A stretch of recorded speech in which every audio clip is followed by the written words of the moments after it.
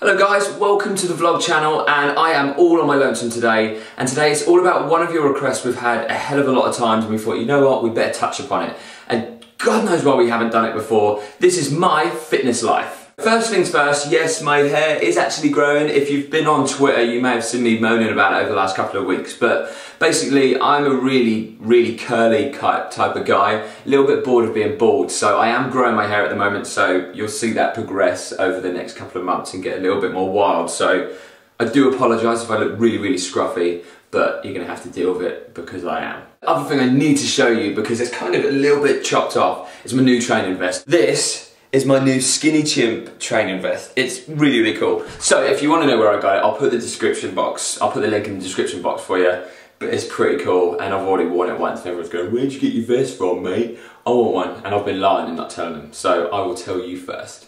So point number one, football. Football was my life, absolutely loved it. Didn't get signed for Man United at 16, so I stopped, done. Running was the thing that made me get over my asthma. I had horrendous asthma to the point where my mum had one of the ventilating machines at home because I could just have an attack. I still remember my worst asthma attack. I don't have it anymore. I haven't had one of those inhaler things for a very long time, and I purely think that comes down to my running. Thanks to Mrs. Stewart, Mr. Tim Gannon, Mr. Upton, Mr. Philpott, Miss Dalglish. They were all my PE teachers. I remember their names purely because they installed fitness into my life at a really young age, and I think it's really important to give those a shout, because if they didn't get me into sport and keep me doing my running and keep me doing my training, I would still really be suffering from asthma, I do feel. My school career was kind of ending. I was half decent at everything, but I wasn't brilliant at anything, and in this modern day world, you have to excel at any sport to make it beyond the age of 16, beyond that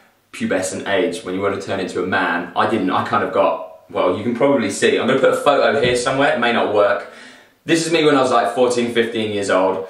I thought I was built like a brick house, but apparently I wasn't. I weighed about 9.5 stone, thought I was huge. My dad was a massive influence on my young sporting career. He used to be a professional boxer, ridiculously proud of him. He was like Sky Sports and stuff like that, so I was like, oh my God, I want to be that guy.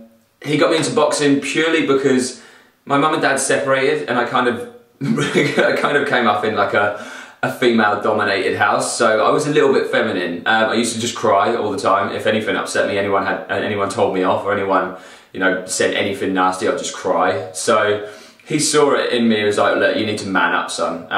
Kind of took me under his wing. I started working for him as well, which obviously really helped me grow up a bit. And then I went into boxing. So I went into that with a really arrogant attitude, really young, really I'm going to beat anyone up because I'm really hard and built like a brick house. To be honest, to start with, I got my ass handed to me quite a lot. I used to box for a local club called the Norwich Lads Club, really cool team down there, had a few fights, really enjoyed it. And it comes on to one of the questions that I got from one of you guys, which is Rachel, who's actually a friend of mine as well, who's just done a little bit of boxing herself.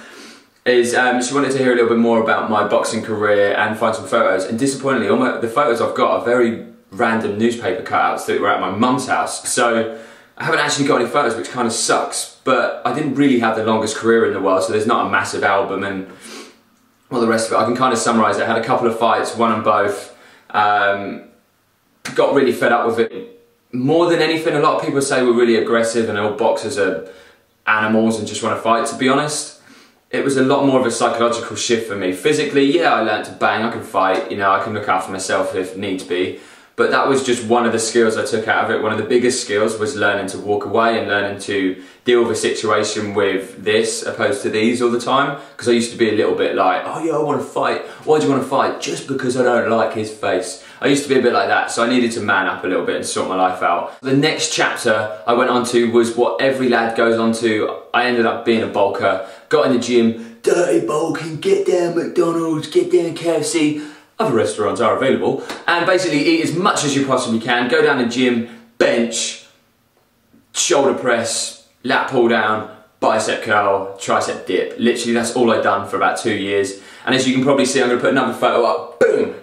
This was me after I'd done some bulking for about a year. Thought it looked absolutely amazing. Yeah, I wasn't in particularly bad shape, but I wasn't in particularly good shape. I wasn't healthy. I was just a big lad. I think I was around 13.5, 14 stone at that point.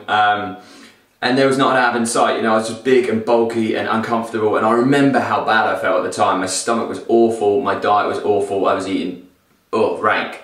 So I needed to change. The big change for me came from when I went travelling. I went travelling around Australia, New Zealand and Thailand with an ex-partner of mine, and that's when I discovered my real buzz for training. Then I walked into the gym. I was really keen to get a job in the gym, as anyone who works there will tell you. I walked in basically almost every single day for around 3 months and just asked whoever was there, got any jobs going? Any jobs? I'm a fitness instructor, do you need anyone?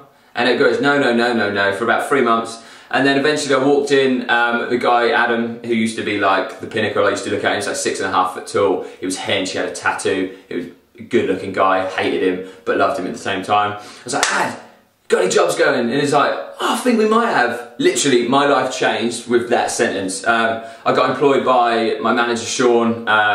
He took me, it was the worst interview of my life. I got proper doled up, went into Top Man, bought everything I could because I'd never had an interview in my life. Sat me down, and I know, he's told me now that he looked at me and he's like, guy, he's a good looking guy, looks like David Beckham. I was like, psh. But at the time, he made me feel horrendous. It was like, all these, you know, these stupid interview questions. What do you think you can bring to the business? I don't know what I can bring to your business unless you give me the opportunity. Obviously I didn't say that. I came out with some random spiel that obviously sounded poetic, and it was amazing because he hired me. That is where everything kind of went to that next level. I got my level 3 in PT, I got my nutrition qualification, I got a management qualification, became a fitness manager at the gym, which was a really cool job, but ridiculously stressful, and I am a very practical person. So that's where I kind of had to start going, right, what do I want to do? What do I need to reevaluate. So Robert Kerr on Twitter, thank you for your question, mate. You asked me, what do you consider as one of the biggest things you've overcome in terms of your fitness goal? It was Mount Kilimanjaro. I raised some money for charity, went over to Africa, climbed Mount Kilimanjaro with a couple of friends and our trekking group. It was a fantastic experience. I was really ill by the time I got to the top. I can't really remember a lot of being at the top, apart from, hopefully that you can see it, this photo, which the pants, they were Carly's idea, pretty good idea I must say. But there were a lot of people obviously standing there, and I'm stood there bent over in these shorts and they're going, what the hell is going on? That, in no two ways, nearly killed me. I ended up in hospital when I got back because I contracted a virus. It was really tough, but it really made me feel alive. It sounds really sadistic and strange, but I like to test my body, and that really did test me in a way that I'd never felt before. But the biggest thing was we went to the school where our money was actually going, spent some time with the kids, played jump rope, you know, just taking photos and showing them pictures of their own face. It was unbelievable, the reaction that they hadn't seen that. So it really brought me back to earth and made me think, right, this is what I want to do. I want to change people's lives. I want to help people. So that brings me to another question from Daniel Finity. He asked me basically, was PT my first choice, and you know, or what made me want to become a PT? I always wanted to be training people. I always wanted to train myself. I was a captain in football, which made me naturally direct people all the time, and that is kind of the way you are as a class instructor, as a PT. You're basically leading, telling people what to do. I'm one of those people that likes to get involved, I like to help people, and PT just seemed like the perfect job for me.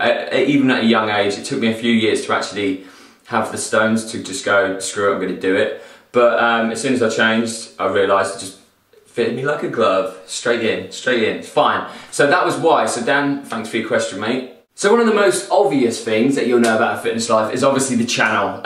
Me and John decided to do the channel almost 2 years ago now. One of the biggest changes in my fitness life so far. It's been absolutely phenomenal, quite overwhelming to think that there's that many people who watch our random spiel. But basically it just comes back to that message that we want to help people. We want people to think fitness is fun and know that it can be fun, rather than just slugging it out on a treadmill. It doesn't have to be as simple or as hard as that. So that is a massive step, and we're absolutely loving it. I don't know why I'm standing here talking to a camera, but it's all good. I would rather talk to you guys face to face, but maybe one day. But yeah, that was YouTube. YouTube was a massive step on the fitness ladder, and it's just a bonus that I get to do it with my best mate. It's just, yeah, it's fun. Anyway, this is my story so far. I know I've rambled a hell of a lot. I will summarise by saying thanks so much, because it's basically people like you watching that make me want to do my job. So thank you, and if you have any questions about the fitness industry, anything about what I've done, anything about